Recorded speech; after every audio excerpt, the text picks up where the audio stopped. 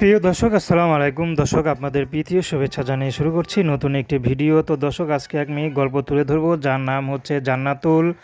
জান্নাতুলের বাবা নেই, বাবা বিয়ে করে চলে গিয়েছে। তো জান্নাতুলের ছোট একটা ভাই আছে আর মা আছে। তো মা তার খালার বাসায় বিয়ের কাজ করে, ঘর মোছা ঝাড়ু দেওয়া ঝিয়ের কাজ করে। তো আত্মীয় হলেও তাকে কখনো একটা টাকাও বেশি দেয় না।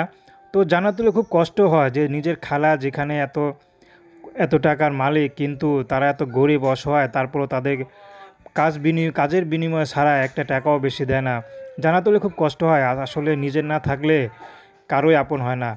তো যার মধ্যে বাবা নেই, তো বাবাই তো নাই যে বাবা তাদের দেখে শুনে রাখবে, সে বাবাই তাকে নদীর জলে ফেলে দিয়ে চলে গেছে।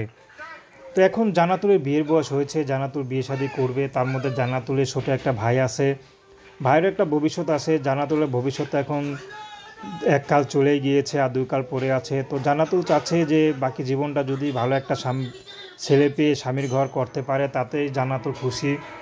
জান্নাতুল আর কিছু চায় না। জান্নাতুল তো বেশি পড়াশোনা করতে পারেনি, ক্লাস 3 পর্যন্ত পড়াশোনা করেছে।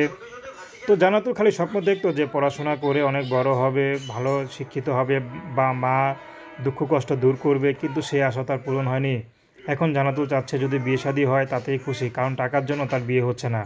তো দর্শক, প্রেম ভালোবাসা সাহায্য সহযোগিতা বিয়ে শাদী করা একান্ত আপনাদের ব্যক্তিগত ব্যাপার। আসুন আমরা 5 ওয়াক্ত নামাজ পড়ি, সর্বদা দেশের সেবা করি।